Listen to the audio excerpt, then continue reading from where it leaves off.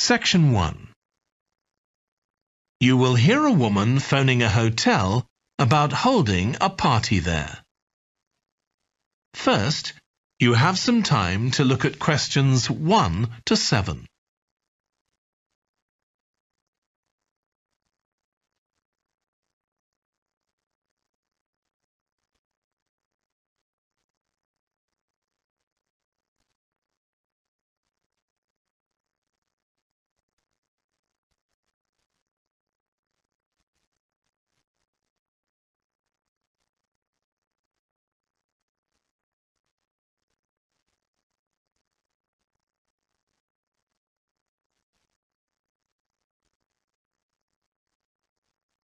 You will see that there is an example that has been done for you.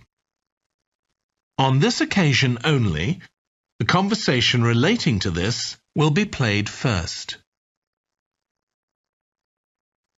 Good morning, Clare House Hotel. Andrew speaking. I'm the events manager. Andrew is the events manager. So events has been written in the space. Now we shall begin.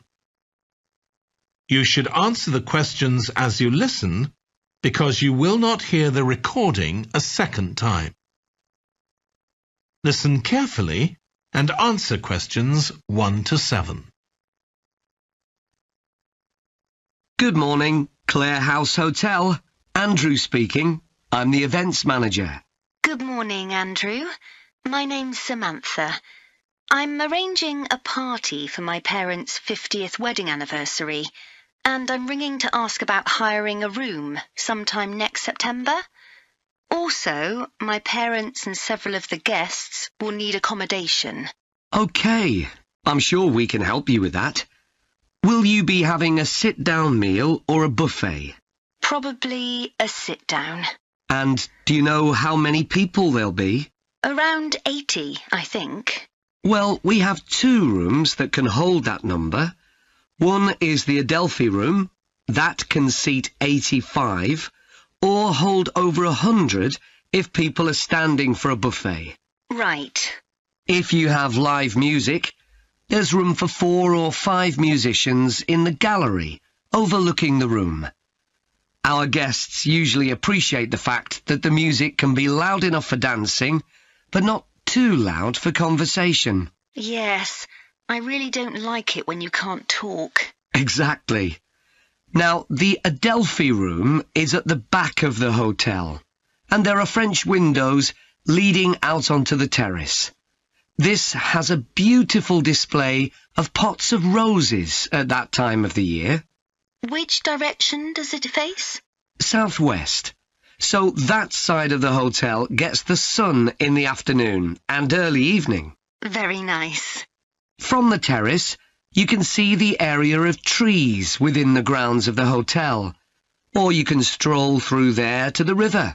That's on the far side, so it isn't visible from the hotel. OK. Then another option is the Carlton room. This is a bit bigger. It can hold up to 110 people.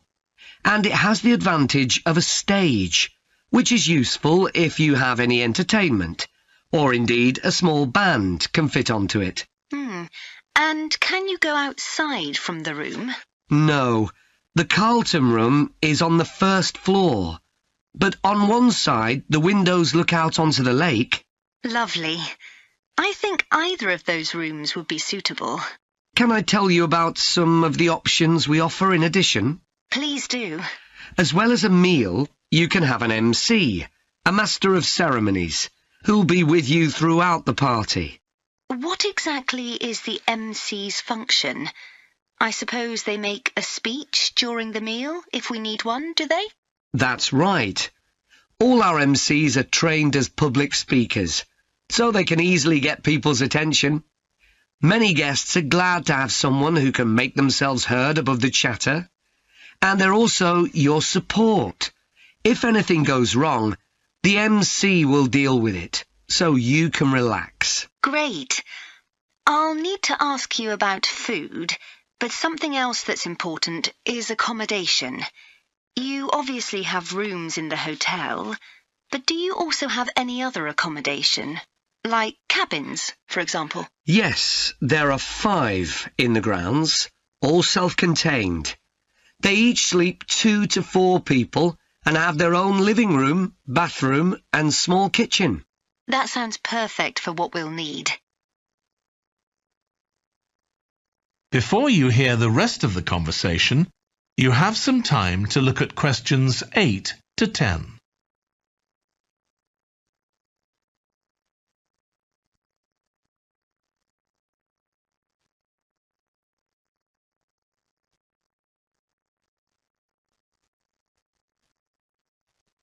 Now listen and answer questions 8 to 10. Now, you have various facilities, don't you? Are they all included in the price of hiring the room? The pool, for instance? Normally you'd be able to use it, but it'll be closed throughout September for refurbishment, I'm afraid. The gym will be available, though, at no extra charge. That's open all day from 6 in the morning until midnight. Right. And the tennis courts, but there is a small additional payment for those. We have 4 courts, and it's worth booking in advance, if you possibly can, as there can be quite a long waiting list for them. Right. Now, could we discuss the food? This would be dinner around 7 o'clock, and... That is the end of section 1. You now have half a minute to check your answers.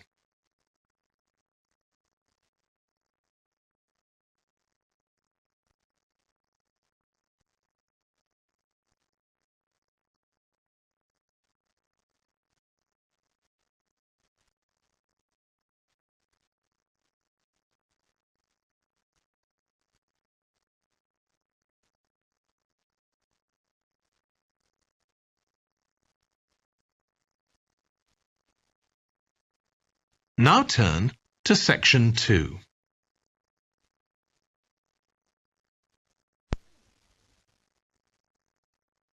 Section 2. You will hear a holiday company representative talking to a group of tourists in a large hotel about things they can do during their holiday. First, you have some time to look at questions 11 to 16.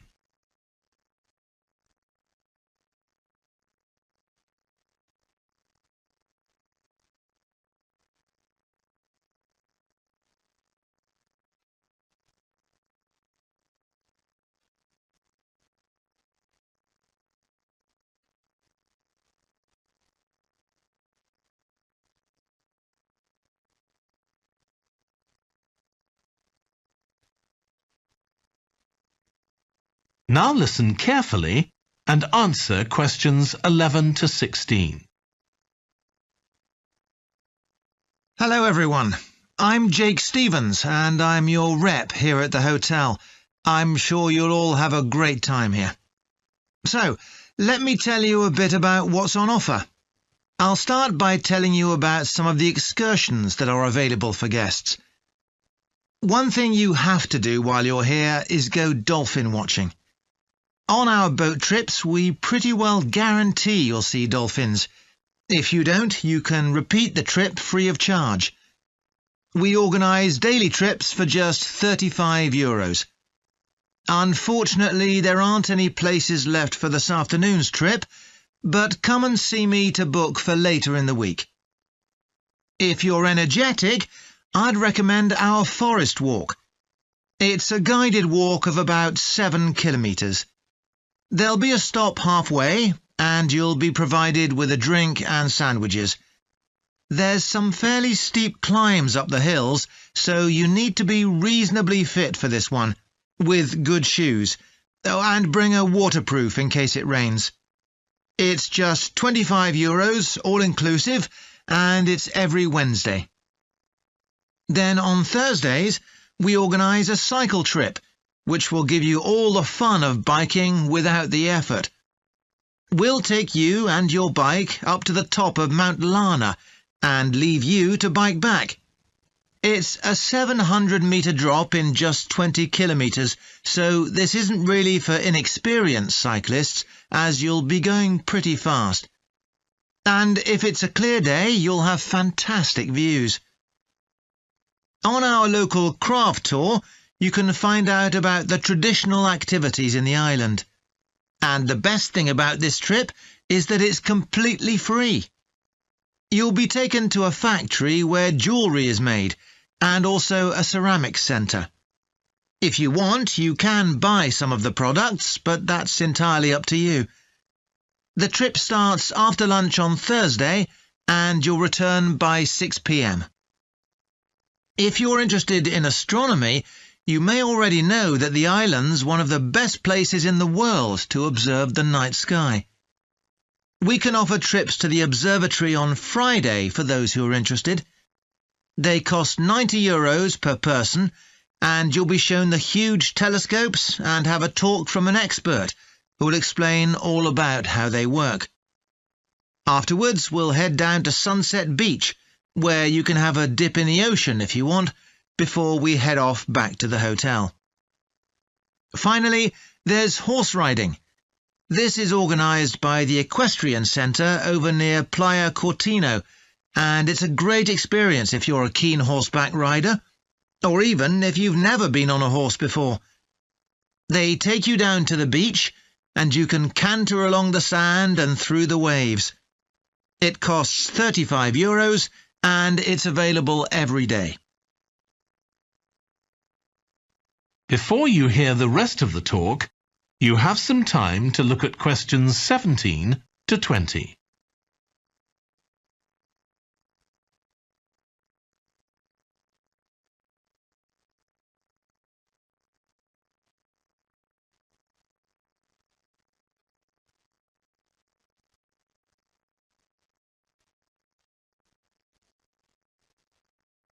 Now listen and answer questions 17 to 20.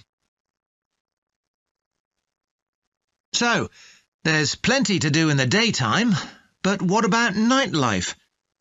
Well, the #1 attraction's called Musical Favourites. Guests enjoy a 3-course meal and unlimited free drinks, and watch a fantastic show, starting with musicals set in Paris, and then crossing the Atlantic to Las Vegas, and finally Copacabana.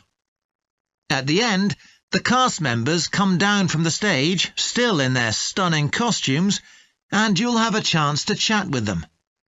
It's hugely popular, so let me know now if you're interested, because it's no good leaving it until the last minute. It's on Friday night. Tickets are just €50 each, but for an extra €10, you can have a table right by the stage. If you'd like to go back in time, there's the Castle Feast on Saturday evening. It's held in a 12th century castle, and you eat in the great courtyard, with ladies in long gowns serving your food. You're given a whole chicken each, which you eat in the medieval way, using your hands instead of cutlery. And you're entertained by competitions where the horseback riders attempt to knock one another off their horses. Then you can watch the dancers in the ballroom and join in as well if you want. OK, so now if anyone has... That is the end of section 2. You now have half a minute to check your answers.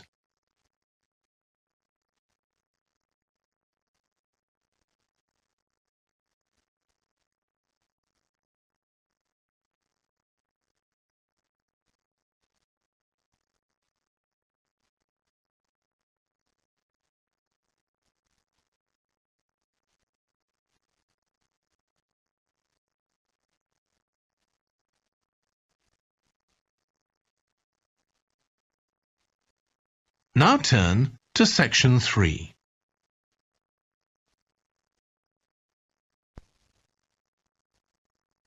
Section 3. You will hear Stephanie, who is thinking about taking a 1-year course in children's literature, talking to Trevor, who is currently taking the course. First, You have some time to look at questions 21 to 25.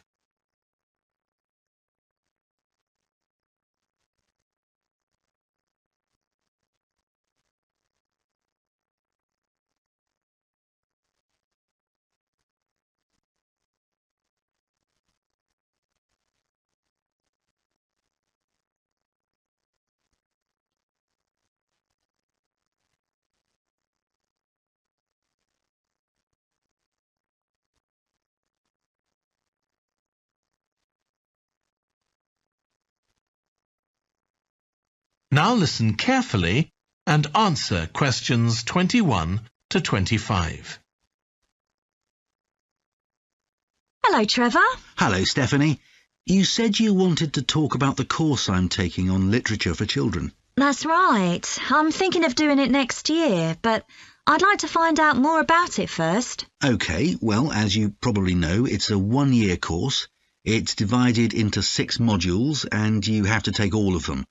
One of the most interesting ones, for me at least, was about the purpose of children's literature. You mean whether it should just entertain children or should be educational as well? Right, and whether the teaching should be factual, giving them information about the world, or ethical, teaching them values.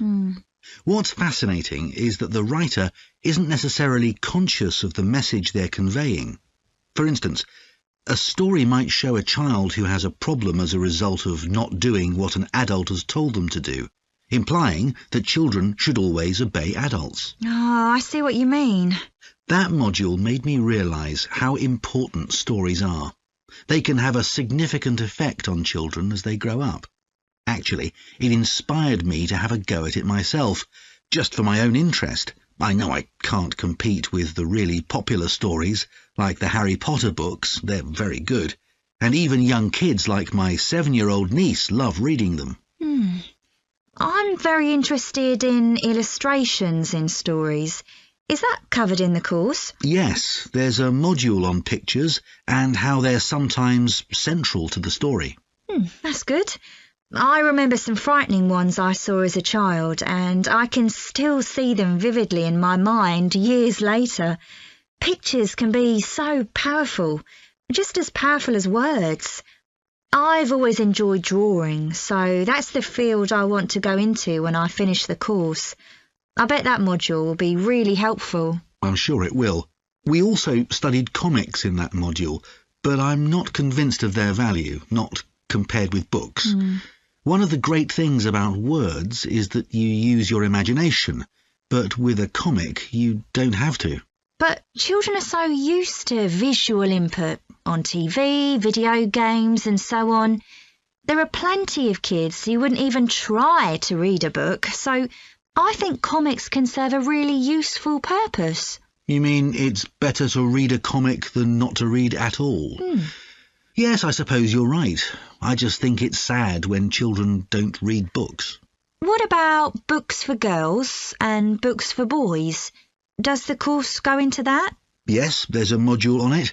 For years, lots of stories, in English at least, assumed that boys went out and did adventurous things, and girls stayed at home and played with dolls. I was amazed how many books were targeted at just one sex or the other. Of course, this reflects society as it is when the books are written. That's true. So it sounds as though you think it's a good course. Definitely. Before you hear the rest of the discussion, you have some time to look at questions 26 to 30.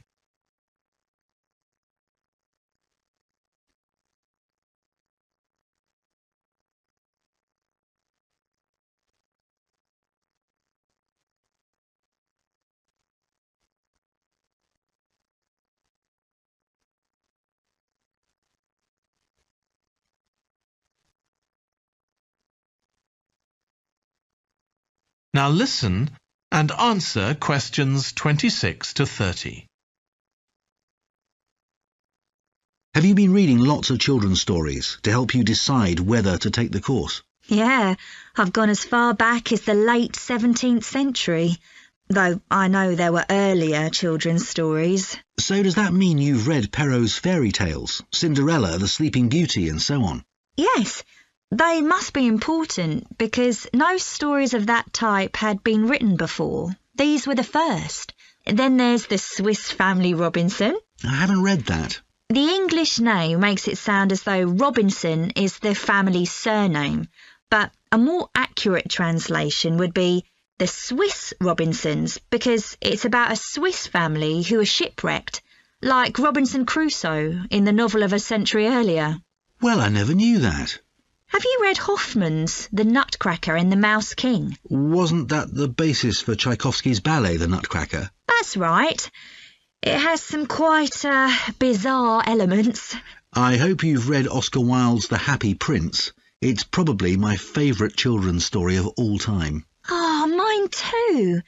And it's so surprising because Wilder's best known for his plays, and most of them are very witty, but The Happy Prince is really moving. I struggled with Tolkien's The Lord of the Rings. 3 long books, and I gave up after 1. It's extremely popular, though. Yeah, but whereas something like The Happy Prince just carried me along with it, The Lord of the Rings took more effort than I was prepared to give it. I didn't find that. I love it. Another one I've read is Warhorse. Oh, yes, it's about the First World War, isn't it? Hardly what you'd expect for a children's story. Exactly, but it's been very successful. Have you read any... That is the end of section 3. You now have half a minute to check your answers.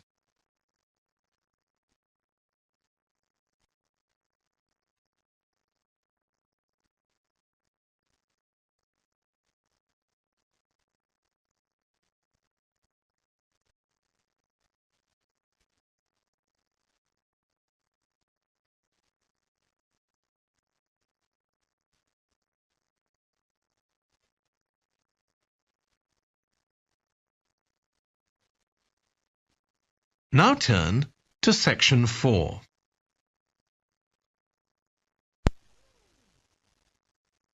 Section 4. You will hear part of a lecture about a branch of archaeology called marine archaeology. First, you have some time to look at questions 31 to 40.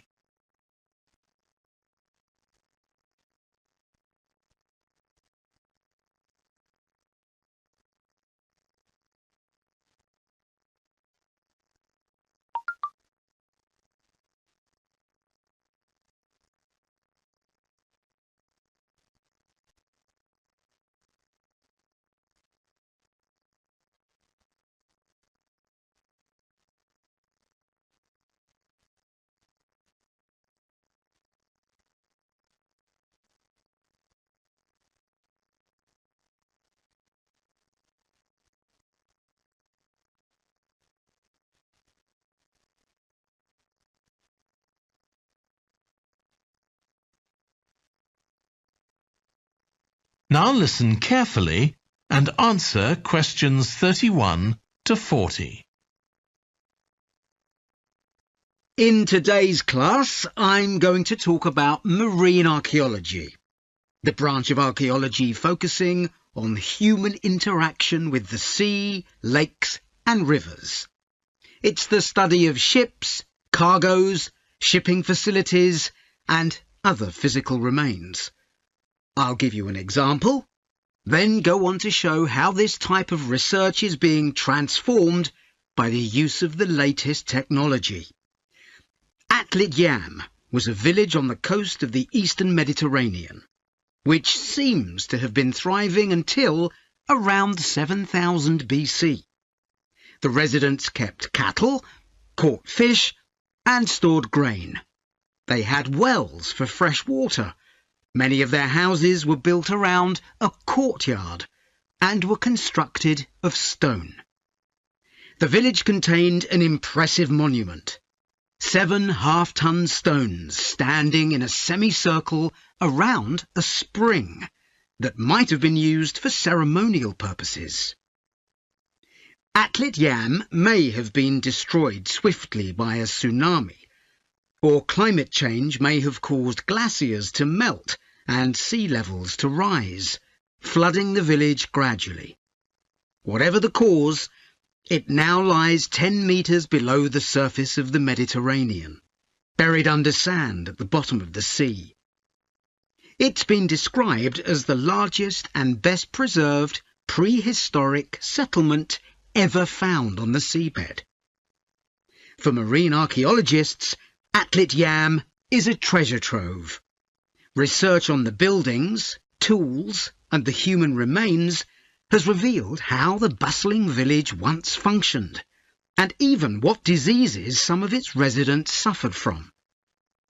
But of course, this is only one small village, one window into a lost world.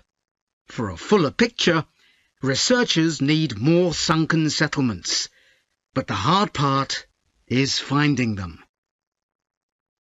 Underwater research used to require divers to find shipwrecks or artifacts, but in the second half of the 20th century, various types of underwater vehicles were developed, some controlled from a ship on the surface, and some of them autonomous, which means they don't need to be operated by a person. Autonomous underwater vehicles, or AUVs, are used in the oil industry, for instance, to create maps of the seabed before rigs and pipelines are installed. To navigate, they use sensors such as compasses and sonar. Until relatively recently, they were very expensive and so heavy that they had to be launched from a large vessel with a winch.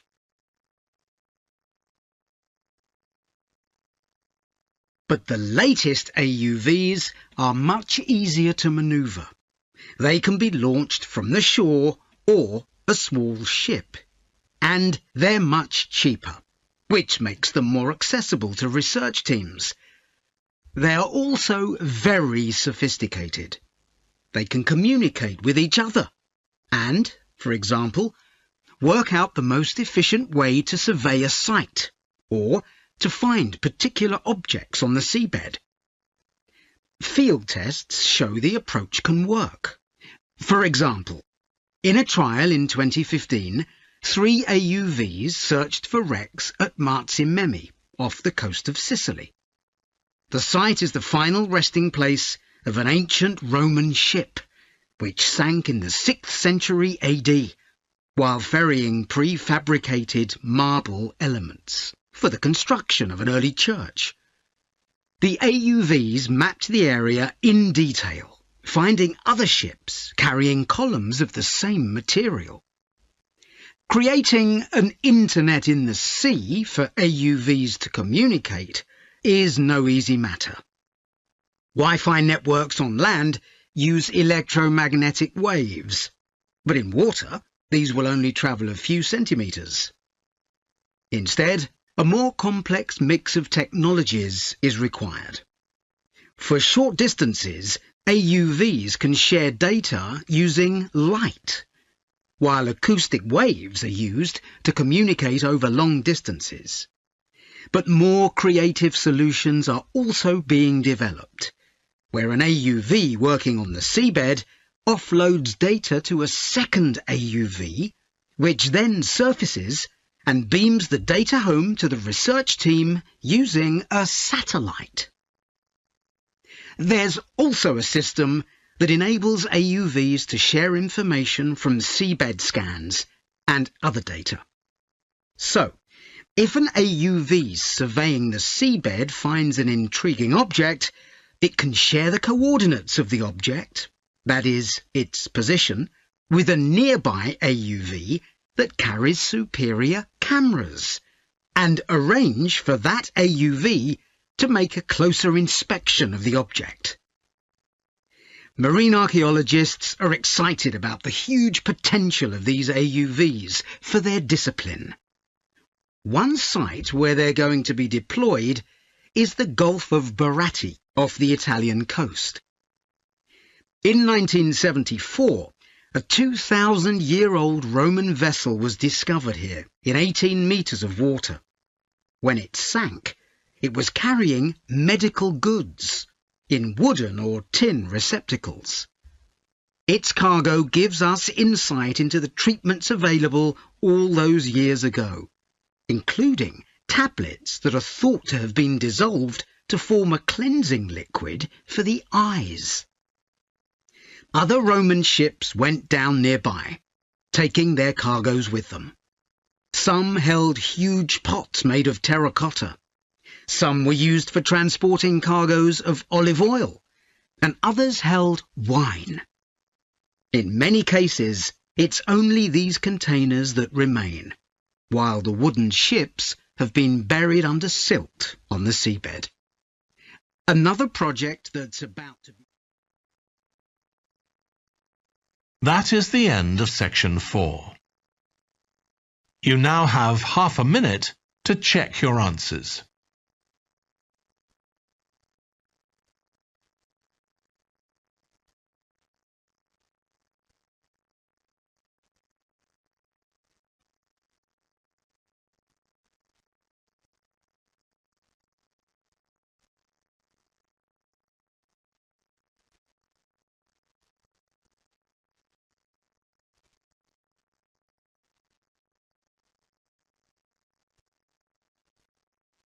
That is the end of the listening test. In the IELTS test, you would now have 10 minutes to transfer your answers to the answer sheet.